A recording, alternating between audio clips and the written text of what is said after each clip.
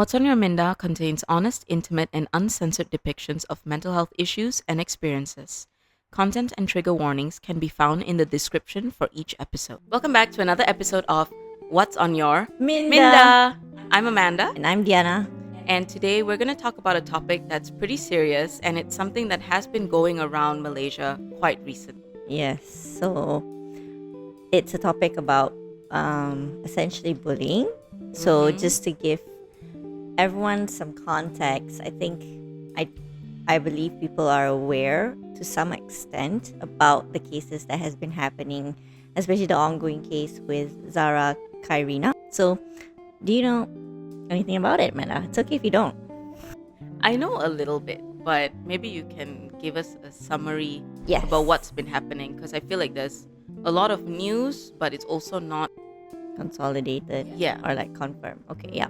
So essentially it's a case of a teenage girl in Sabah. So she's just about 13 years old. She's a student, and as a plain fact, she was just found dead at a drain. Not dead lah, she was found unconscious, and then they brought her to the hospital, and then shortly after that she passed away.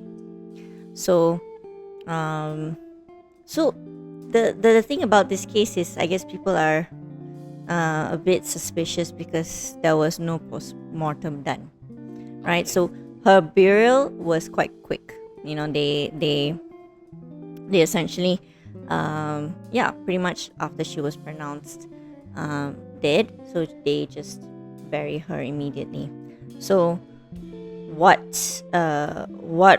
happened was actually her mother filed for what do you call it, exhumation, Yeah. right? Because she was not satisfied with the findings, with how her death was declared. Yeah. Her death, And you said there was no autopsy. yes, no autopsy Yeah. done. So her death was declared as like an accident, like she fell off of the third floor building. That's what they said lah. So as of now, I believe as of today, the latest news is that there is no they have not declared the found. Just to summarize it, they actually did the exhumation. Yeah, they did the exhumation, and basically the public are speculating, and also the mother is also in saying it's probably a case of bullying. I see. This is from findings of some bruises on her body as they were doing the burial, and also the mother had a recorded telephone call with the daughter, essentially sharing about the daughter was sharing her instances of her being bullied by the seniors in school. So she mentioned she's 13.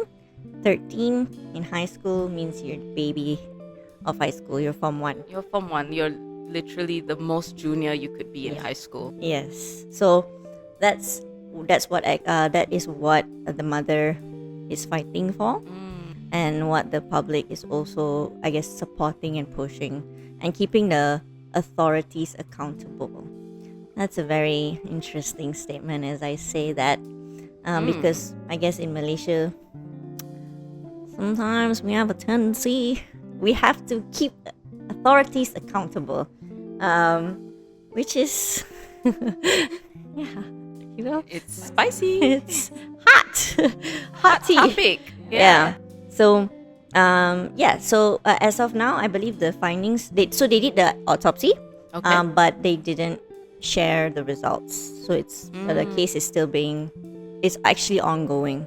Okay. And as I believe, there's actually 5 teenage girls expected to be charged. That's from what the mom says, the accounts of her talking about the bullies. Yes.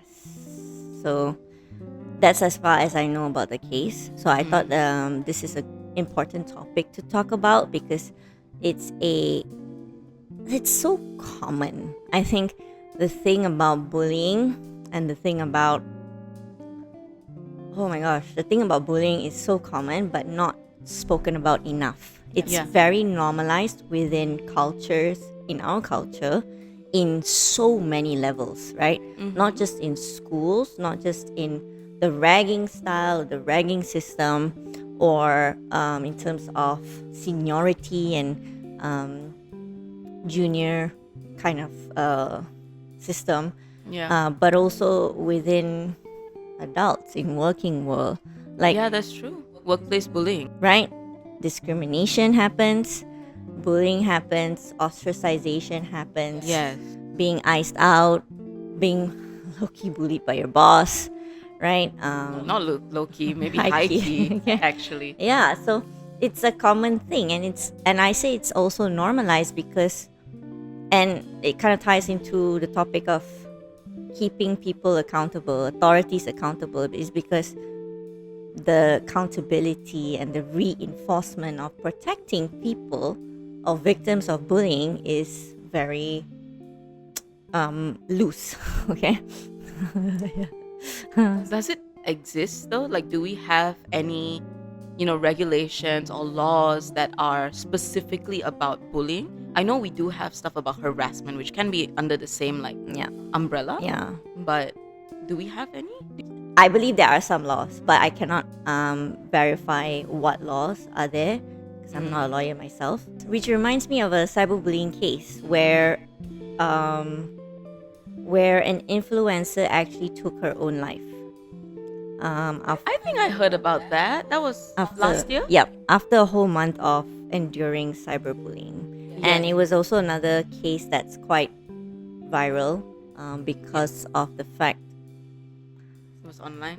that's one, and the laws doesn't exist very clearly on how to protect victims of cyberbullying, how to even define what cyberbullying looks like. Yep.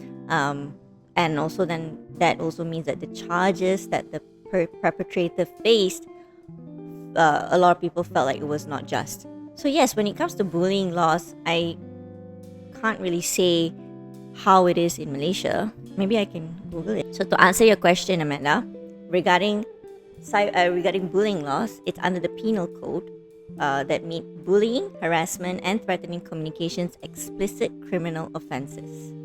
So Section 507D provides penalties up to 10 years of imprisonment in the most serious cases.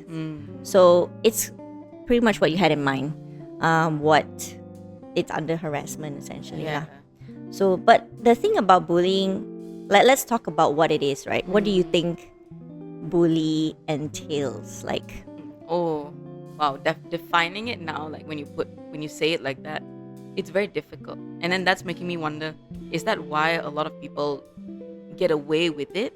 Because to define it itself, is it even classified as what the law is going to punish you for? yeah, Right? Does bullying only involve violence, aggression, physical aggression towards someone? Does name calling count? yes, Does verbal bullying count? Does psychological bullying, like you said just now, ostracization, Yeah. icing out someone, yeah, social isolation, basically? yeah, Does that count? How do you even prove that? yes, So like, even in my attempt now to define bullying, I'm realizing that maybe it's hard to penalize someone because the definition is also unclear, yeah, because there's so many forms of bullying, yes, and what are they being, like, what is in the law itself, basically? how it defines. Yeah, is it just physical aggression? Because we have physical bullying. We Yes. have the type that involves a lot of violence, a lot of aggression, where there's pushing around, there's hitting, like physical violence kind of things. Yep, There's also verbal bullying, where you'd call people names, you'd talk badly about them, or Yes. comment on their appearance, let's say. yep, There's also psychological bullying or social bullying, right? yes, Which involves really trying to get everybody to turn their backs on this victim, oh my gosh, yes, right? Which is ostracization. And I also wonder if there's, because you mentioned just now cyberbullying. yep, Now, what does that mean? Because that's digital. yes, Does that count too? Because there's also the name calling Yes. that's happening. But if so many people are doing it because it's so common to be so mean online nowadays, Yep. what does that mean? Can you penalize everybody who left a hate comment? Yeah. Or is that more like that's normal already? That's not counted as bullying anymore. Yeah. What is the definition there? Yeah. Yeah, you're right. So the definition has to be a bit clear. But according to the definition that I searched up, is actually bullying can be defined as repeated intentional harm. Okay, that's physical, verbal, psychological, or social, like you mentioned, and it involves a power imbalance.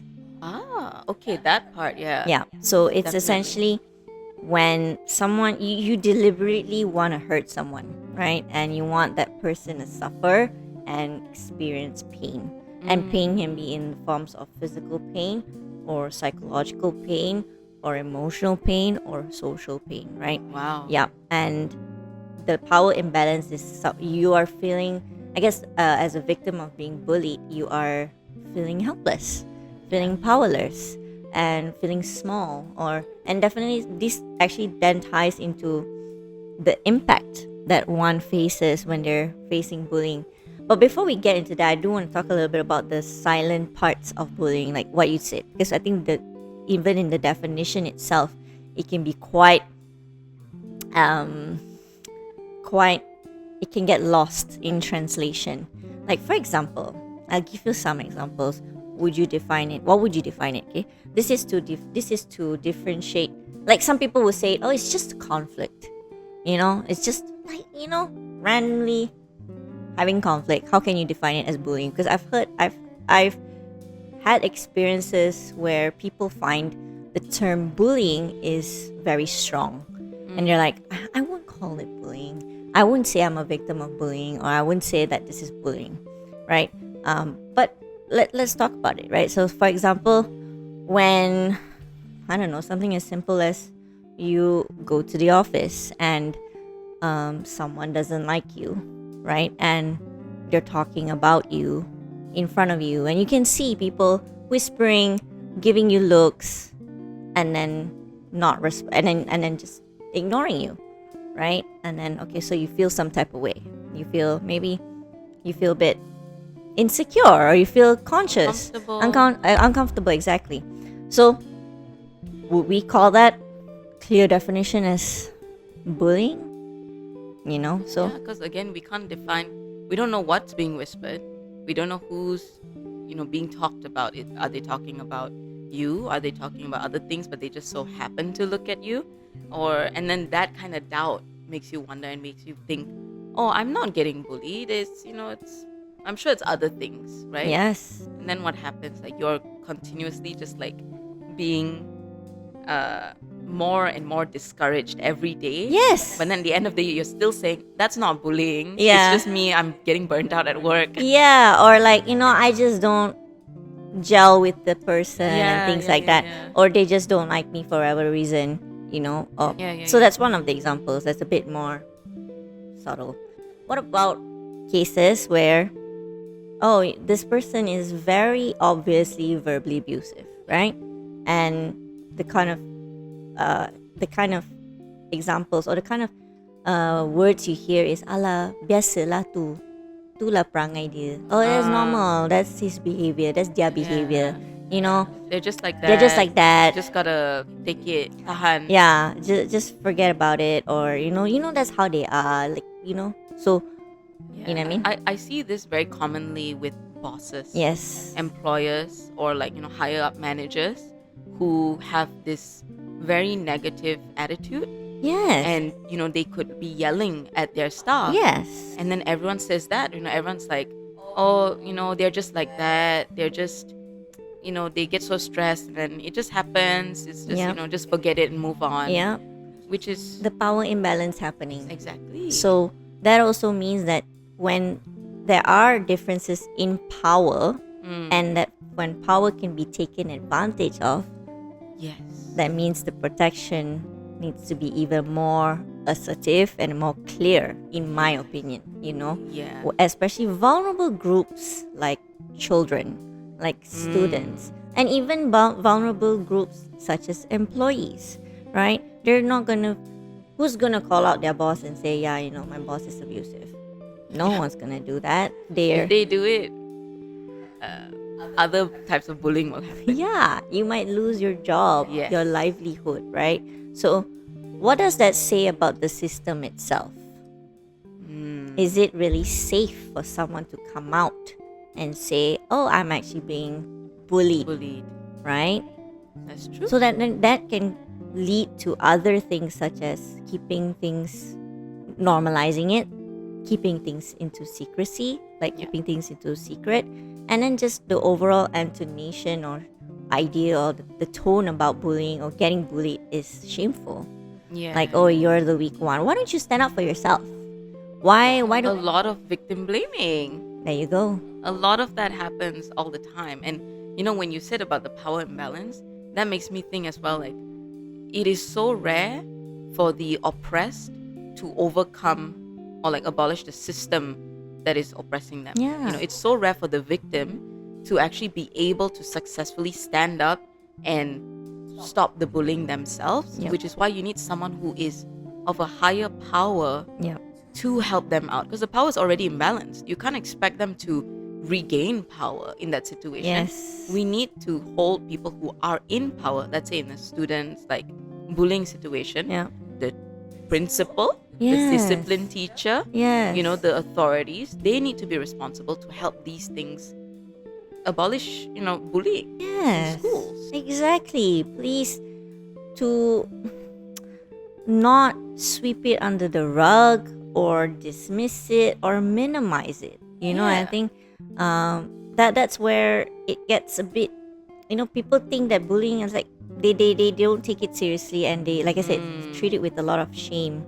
Yes, Rather than exactly. and again, it's the power imbalance, the abuse of power, where you have the authority and the influence to protect these vulnerable groups, but you don't. You don't. So keep it accountable. So that's the situation lah. Yeah. I want to also mention about another case in Malaysia that's quite like, there's so many bullying cases, Yeah. but one of the most notorious case was about the Zulfarhan Osman case that happened in 2017. So this is actually another student case where he's a military cadet that was tortured, right? And his autopsy was devastating. Like, I don't know, I'm just getting emotional thinking about it. Like, to treat is brutal, right? So he went through a lot of torture, and just thinking about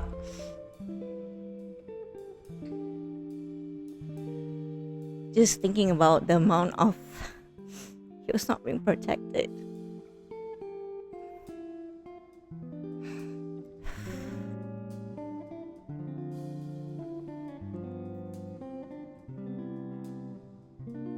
It's really, really devastating. I think that's one of the very clear cases of what we just discussed with the power imbalance. And if someone is being tortured that much for a while, right? And no one is doing anything about it, it's really bringing into question, what is the system about? Who is the system protecting, if it is protecting anyone at all? Yeah. So, and it's, if you can, the outreach, and it's just being a parent to see your child in such, it just is, a lot of things that can be improved, that can be protected, especially if you are a parent yourself. How would you want to protect your child? And this, I want to talk about this as well. Like, let's talk about how can people protect themselves if the system doesn't protect them? Yeah, what can they do, right? And this was also a really great topic that was brought up in a mom group that I'm in. Like someone said, like, as with the whole Zara case that's happening, like, what can we teach our children about being bullied, right? About bullying, about how to protect themselves. And a lot of people were sharing about being assertive, right? Like, just stand up for yourself in a way that, like, some people were like, I don't really condemn violence, but if someone hates you, hit them back. Like, that's one of the advices or one of the recommendations that was said. So it depends on the type of values people carry. But what do you think about ways of how to protect yourself as an individual when you face bullying? This can come from any personal experience you've been through. Like, for me, myself, the advice I was given as a child is, I remember I was younger. I was telling my mother, there was this annoying person who kept bullying me. Now to say it out loud, but at that time I would just say he's just being annoying. He's just like, but he was actually harassing me, right? Yeah. Like, making me annoyed, calling me names, just like purposely provoking me. And then my mother's advice was quite, like I said, it's not a typical tell your teacher and tell your adult, because technically I'm already telling an adult. She's like, the thing about bullies is about the power imbalance. So how do you regain back your power? Empower yourself. Okay. So that was cool. That was a change of perspective to think that, okay, this person does not have to take my power away. Yeah. So well, in this case, it's not a full-blown aggression type of case or violent case, but it still was I feel like it's important to regain that sense of control and regain that sense of power within yourself, especially if you're a victim of bullying. How do you protect yourself? How do you surround yourself with people who believe you, who acknowledge you, and who will fight with you, right? Yeah. Who will fight for you sometimes when you can't fight for yourself. So yeah, pretty much. Then I remember when the next time the bully was harassing me again, I actually pushed the bully's chair and they fell down. Oh. Yeah.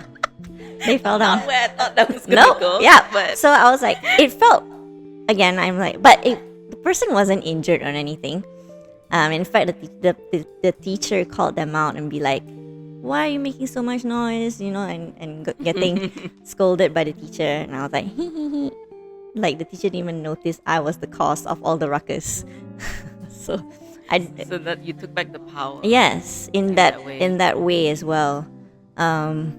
But I also want to acknowledge, like, the impact of the bullying is real. Like, some of the things that has been said to me, I still carry it till today, right?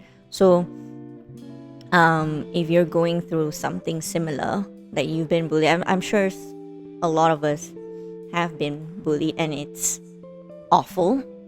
So it's to acknowledge that it's okay if it still haunts you sometimes. That's the impact of bullying. But yeah, that's my 2 cents about it. What about, do you have any thoughts on what you would do when you face a bully? I actually really like what your mom said. Like, it's about empowering yourself, and that can look different for everybody. Yep. Like, for Diana, it was to Push the chair. Fall down. Keep quiet. Enough Back out off. of you. enough is enough. Yeah. I'm not taking that anymore. Yep.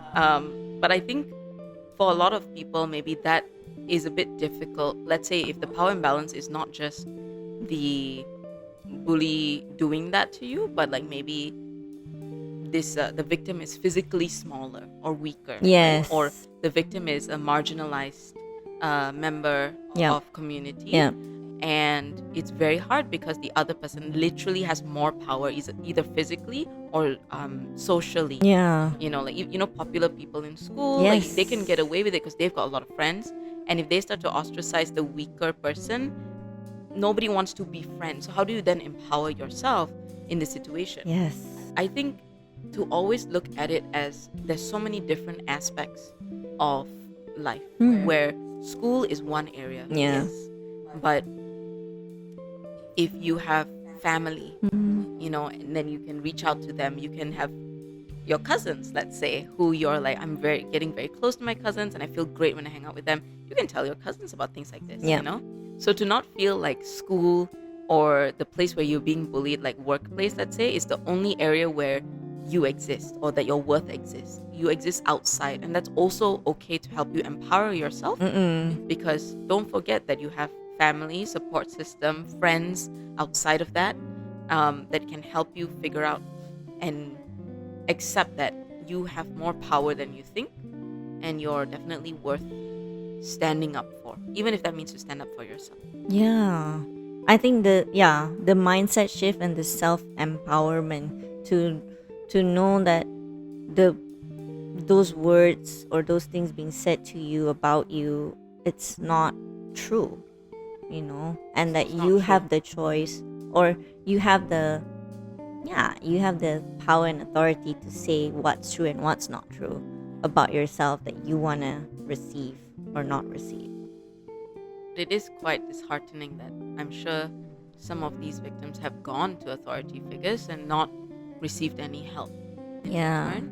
So, I think apart from what you mentioned about us doing this work, this is like a call to action for authority figures to actually step up and protect those who are vulnerable, Yes. because the vulnerable ones can't do it themselves. We want to talk about empowerment as much as we want, but there's only so much they could do. Yes. Right? So Exactly. we need to hold these figures accountable Yep. for protecting the vulnerable victims in this situation. 100%. So that would look like teachers looking and seeing bullying happening, Calling it out, yeah, addressing it, addressing it. and similarly within the adult atmosphere, HR seeing an abusive boss, even though he is or they are someone who is competent, I guess, but to know that, okay, the staff morale is also, and the staff morale and Yeah. psychological safety is also very important in the workplace, and it's a priority as well, like to prioritize feeling safe to go to work, right, and to work. So yeah, that's how accountability on a higher level and working towards the system, and again goes into the laws itself. What does actually bullying look like? What can it be defined as, and what is going to be penalized? Yeah. And to give the voice to the voiceless. So we hope to see more change. I think it's time. It's time for change to happen. Yes. So, but let us know your thoughts after watching this. Like, have you experienced anything similar, or if not similar in terms of being bullied, or maybe being the bully? Yeah. But also, have you experienced like moments of where authority figures did step in, or they didn't step Yeah. in? And tell us about your experiences like that. Yep. So you can leave us a comment and share with us what you think about today's episode. And with that, I think this is a good place to Wrap up for today. wrap it up for today. If you want to know more about our thoughts regarding this topic, also you can leave us a comment. You can reach out to us at Minda Psychology on Instagram or TikTok, or you can email us at hello@mindapsychology.com, or you can visit our website for more information at mindapsychology.com. This has been another episode of What's on Your Minda. Thank you so much for watching, and we'll see you in the next one. Bye. Bye-bye.